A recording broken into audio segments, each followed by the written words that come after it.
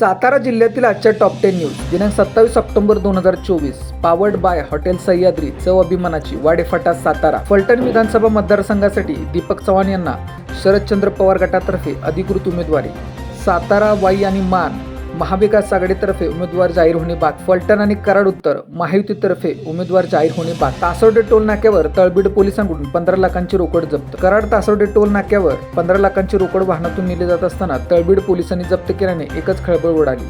विधानसभा निवडणुकीच्या पार्श्वभूमीवर जिल्ह्यात मोठ्या रकमा वाहनातून नेल्या जात असल्याने पोलीस दल अलर्ट असून जिल्ह्यात विविध ठिकाणी चेक पोस्टवर कसून तपासणी केली जात आहे. ज्या वाहनातून 15 लाख रुपयांची वाहतूक केली ते वाहन देखील तळबीड पोलिसांनी ताब्यात घेतले आहे. तासोडे टोल नाक्यावर सापडील 15 लाख रुपये नेमके कोणाचे, कोठून कोठे चालले होते याचा तपास सुरू आहे. परवानाधारक मद्य विक्रेते, औषध विक्रेते, वाहतूक संघटना, सहकारी बँका, पतसंस्थांना आदेश पारित. महाराष्ट्र राज्य सार्वत्रिक निवडणूक 2024च्या अनुषंगाने आदर्श आचारसंहितेचे पालन होण्यासाठी प्रशासनातर्फे परवानाधारक मद्य विक्रेते, औषध विक्रेते, वाहतूक व्यवसायी संघटना, सहकारी बँका व पतसंस्था यांच्या प्रतिनिधींना आदेश पारित करण्यात आले आहेत.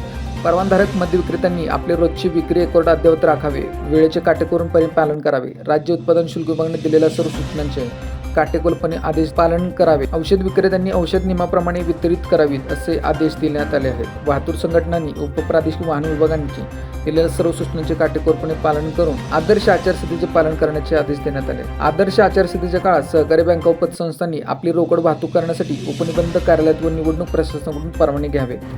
रोकड वाहतूक करणाऱ्या कर्मचारी चालकांचे ओळखपत्र वाहन परवाना सोबत असावा असे आदेश देण्यात आले आहेत. सातारा येथे सोयाबीन आधारभूत किंमत खरेदी केंद्र सुरू. खरीप हंगाम 2024-25 मध्ये आधारभूत दरानुसार नाफेड मार्फत आधारभूत किंमत योजनेअंतर्गत सोयाबीन खरेदी केंद्र करण्याकरता खरीप हंगाम 2024 मध्ये उत्पादित सोयाबीन आधारभूत किंमत खरेदी योजनेअंतर्गत शेतकऱ्यांच्याकडून ऑनलाईन नोंदणी करून विक्री करण्याकरता सातारा तालुका खरेदी विक्री संघ लिमिटेड मार्केट सातारा या संघाकडे खरेदी केंद्र सुरू करण्यात आले आहे. सातारा पालिकेची टपरीवाल्यांना 6 दिवसांची डेडलाईन. सातारा शहरातील मुख्य रस्त्यालगत अतिक्रमणे मोठ्या प्रमाणात वाढली आहेत. रस्त्याकडेला बंद अवस्थेत टपऱ्या, हातगाडी अनेक दिवसांपासून असल्याची गोष्ट पालिकेच्या निदर्शनास आली आहे.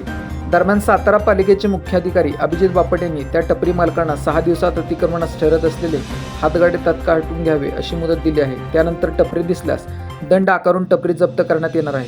तशी नोटीस मुख्याधिकाऱ्यांनी शहरातील हॉकर्स धारकांना बजावली आहे. जिल्ह्यात 5 लाखांची अवैध दारू जप्त.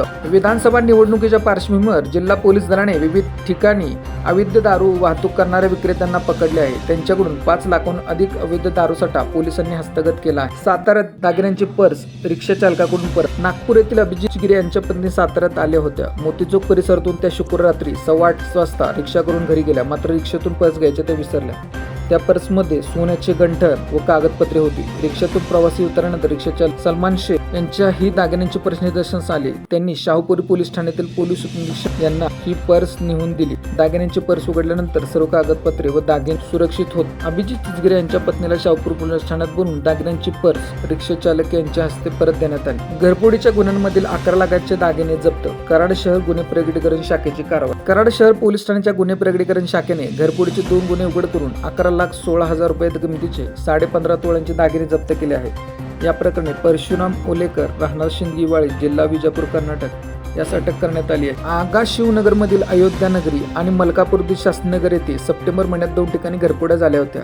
कराड शहर पोलीस ठाण्याच्या गुन्हे प्रकरण शाखेने या गुन्ह्यांचा तपास करीत सीसीटीव्ही फुटेज, तांत्रिक विश्लेषण आणि गोपनीय बातम्यांवरून मिळवलेल्या माहितीच्या आधारे पोलिसांनी हा गुन्हा उघड आणला. रहमतपूर सातारा रस्त्यावर जेही मुंडेवाडी गावाजवळ दूध टँकर दुचाकीच्या समोरासमोर अपघातात शेतकरी. सातारा रहमतपूर रस्त्यावर जेही मुंडेवाडी गावाजवळ शनिवारी सकाळी 10 वाजण्याच्या सुमारास दुधाचा टँकर आणि दुचाकीच्या समोरासमोर धडक होऊन झालेल्या अपघातात कोरेगाव येथील शेतकरी राजाराम बर्गे वय 55 हे जागीच ठार झाले. धामनेर येथील स्थानिक दूध संकलन केंद्राचा दुधाचा टँकर साताऱ्याच्या दिशेने निघाला होता, तर राजाराम बर्गे हे कोरेगाव येथून कट्टापूर जेहे मार्गे धामनेरच्या दिशेने निघाले होते. जेहे मुंडेवाडी गावानजीक वळणावर दोन्ही वाहनांची समोरासमोर धडक झाली.